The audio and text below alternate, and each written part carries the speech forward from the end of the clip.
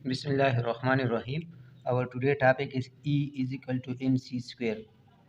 आज इंशाल्लाह हम इसके बारे में पढ़ेंगे कि हमारे पास E is equal to MC square ये क्या है, किसने दिया और इसका जो फिज़िकल मीनिंग है वो क्या है। तो ज़्यादातर स्टूडेंट्स और ज़्यादातर टीचर भी इसमें कंफ्यूज होते हैं। अब वो कहाँ पे कंफ्यूज होते हो और उसका कंफ्यूजन किया है, तो आज हम इंशाल्लाह इस पे बात करेंगे, लेकिन आपने वीडियो तवज्जो से सुननी है। तो सबसे पहले E is equal to MC square. इसमें हमारे पास E एनर्जी है, M मास है और C स्पीड ऑफ लाइट का स्क्वायर है। अब इसका क्या मतलब है, इसका जो फिज़िकल सिग्निफिकेंस है या इस इक्वेशन से हमें क्या मिलता है, तो इससे हमें जस्ट यही मिलता है हमारे पास एनर्जी और मास एक चीज़ है। एनर्जी को मास में बदला जा सकता है, मास को एनर्जी में बदला जा सकता है। एनर्जी और मास किसी कॉइन के दो साइड है। अगर मास उसका हेड है तो टेल उसका एनर्जी है।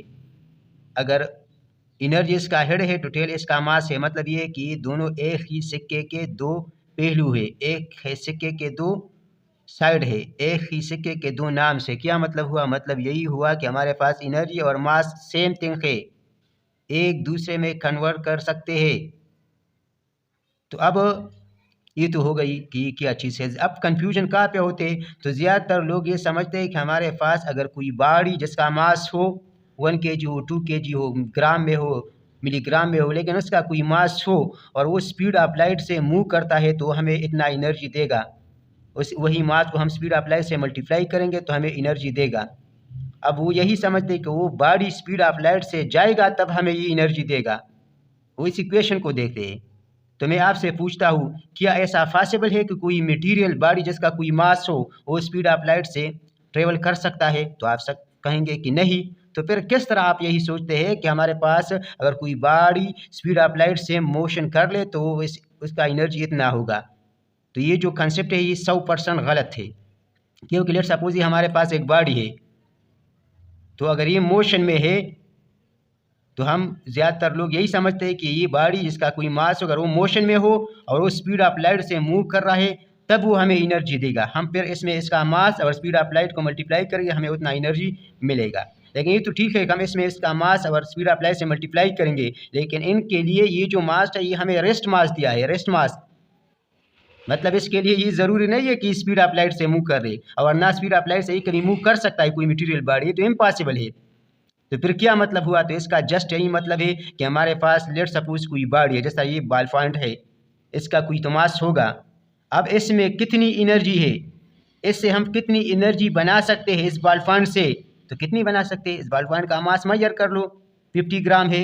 50 ग्राम को मल्टीप्लाई कर लो स्पीड ऑफ लाइट की स्क्वायर से, जो वैल्यू आएगी वही मैक्सिमम एनर्जी होगी इस बॉल पॉइंट से हम पैदा कर सकते हैं, हम प्रोड्यूस कर सकते हैं। और इतने मास में इतनी एनर्जी छुपी होगी। जिस तरह हमारे पास ये इलेक्ट्रॉन है और ये पॉजिट्रॉन है, तो अगर ये दोनों फिर इनहेलेट करते हैं, ये एक दूसरे को इनहेलेट करते हैं, तो ये हमें कितना एनर्जी देगा? ये एनर्जी कहाँ से आ गई? आया ये इलेक्ट्रॉन या ये जो पॉजिट्रॉन था ये दोनों स्पीड ऑफ लाइट से मूव कर रहा था? कभी भी नहीं। तो ये तो कंसेप्ट गलत है कि स्पीड ऑफ लाइट से मूव करेगा तब हम इक्वेशन अप्लाई करेंगे। नहीं, ये फार्मूले में आया स्पीड ऑफ लाइट कि आप किसी मास को इसके से मल्टीप्लाई करोगे तो ये हमें इतना एनर्जी देगा। इसका हरगिज़ ये मतलब नहीं है कि ये मास स्पीड ऑफ लाइट से मूव करेगा। तो ये हमारे पास इलेक्ट्रॉन है और ये पॉजिट्रॉन है, दोनों हमें पता है कि उसका कोई मास है तो स्पीड ऑफ लाइट से मूव ही नहीं कर सकता। अब ये दोनों इनहेलेट होते हैं तो हमें तो एनर्जी देगा। अब वो एनर्जी हमें कितना देगा? तो हमें मिनिमम देगा 1.02 मेगा इलेक्ट्रॉन वोल्ट, हमें इतना एनर्जी मिनिमम देगा। अब एनर्जी कहाँ से आ गई? ये एनर्जी, यही एनर्जी, ये मास, इलेक्ट्रॉन और पॉजिट्रॉन का मास जब हम c स्क्वायर से मल्टीप्लाई करेंगे तो हमें यही एनर्जी देगा। तो मास था, मास टोटल कन्वर्ट हुआ किस में? एनर्जी में। यानी इलेक्ट्रॉन और पॉजिट्रॉन में टोटल कितना एनर्जी है? इतना है। कितना है? 1.02 मेगा इलेक्ट्रॉन वोल्ट। ये फिर इनहेलेशन में होता है। मतलब ये हमारे पास इसमें कितना एनर्जी, हम मास पुट करेंगे इलेक्ट्रॉन का और c square speed of light से, जो स्पीड ऑफ लाइट से स्क्वायर से ज़रब देंगे, फिर मास ऑफ पॉजिट्रॉन और उसके स्पीड ऑफ लाइट स्क्वायर से ज़रब देंगे, दोनों को अगर हम जमा करेंगे तो हमें जो एनर्जी देगा वो यही देगा, 1.02 मेगा इलेक्ट्रॉन वोल्ट। अगर आप जूल में लिखना चाहते हैं जूल में फाइंड कर दो।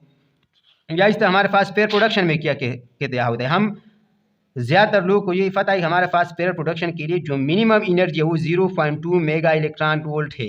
क्यों ही हम कह रहे हैं कि जो मिनिमम इतनी चाहिए, क्योंकि अगर आपने किसी एनर्जी से मास बनाना है, पॉजिट्रॉन और नेगेट्रॉन, तो मिनिमम इतनी एनर्जी चाहिए। क्योंकि अगर आप इलेक्ट्रॉन और पॉजिट्रॉन का मास स्पीड ऑफ लाइट के स्क्वायर से मल्टीप्लाई करते हैं तो हमें जो एनर्जी देगा वो मिनिमम इतना देगा। फिर उसका अपना काइनेटिक एनर्जी अगर उसके साथ शामिल होते तो इसका एनर्जी बढ़ेगा, लेकिन मिनिमम इतना होगा।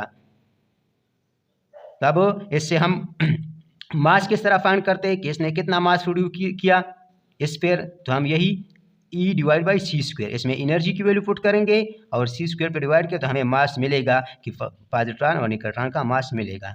अब जिस तरह हमारे पास न्यूक्लियर फिशन और फ्यूजन में क्या होता है, वही जो मास डिफेक्ट होता है, जितना मास कम हुआ वही मास को हम स्पीड ऑफ लाइट से मल्टीप्लाई करेंगे, स्पीड ऑफ लाइट के स्क्वायर से मल्टीप्लाई करेंगे। जो एनर्जी आया वही जो मास डिसअपियर हुआ वही एनर्जी में कन्वर्ट हुआ। जैसा नागासाकी और हिरोशिमा पे एटम बम गिराए गए, उसमें क्या हुआ, वही जो स्मॉल डिफेक्ट आया था, मास डिफेक्ट आया था, वही स्मॉल मास डिफेक्ट, उसने से बहुत बड़ा एनर्जी प्रोड्यूस हुआ।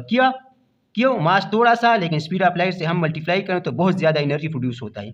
अब मेरा आपसे एक क्वेश्चन है, सिंपल सा क्वेश्चन है, अगर हमारे पास मास 1 kg हो और तो इसमें एनर्जी कितनी होगी, मास 1 kg मास से हम कितना एनर्जी प्रोड्यूस कर सकते हैं, या दूसरे वर्ड में 1 kg मास में कितना एनर्जी होगा, तो हम इस यहाँ पुट करेंगे E = mc²। तो m1 है, मल्टीप्लाई करेंगे किससे मल्टीप्लाई करेंगे, 3 × 10⁸ स्क्वायर से।